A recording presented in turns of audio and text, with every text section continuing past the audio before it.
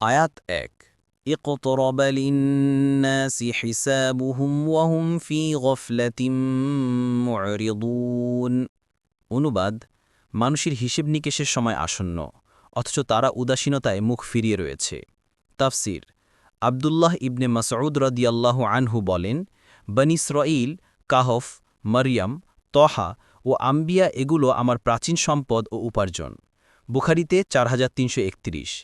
এ থেকে বোঝা যায় যে এ সূরাগুলো প্রাথমিক যুগে নাজিল হয়েছিল।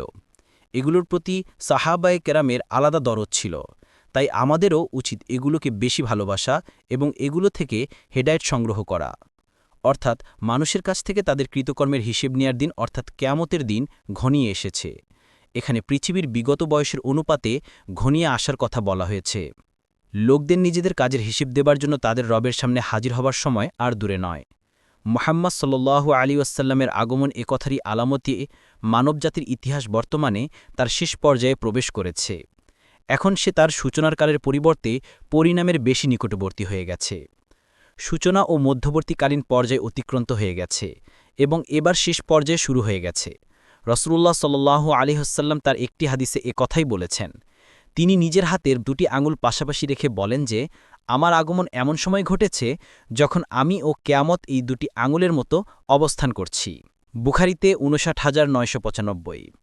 অর্থাৎ আমার পরে শুধু কেয়ামতই আছে, মাঝখানে অন্য কোনো নবীর আগমনের অবকাশ নেই।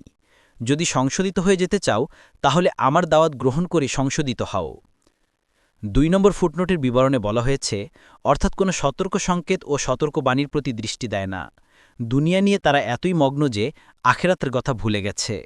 আখেরাতের জন্য প্রস্তুতি নিতে হলে যে আল্লাহর উপর ঈমান, তার ফরায়েজগুলো আদায় করতে হয়, নিষিদ্ধ কাজগুলো থেকে দূরে থাকতে হয়, সেটার জন্য তারা প্রস্তুতি নিচ্ছে না। ফতহুল কাদির।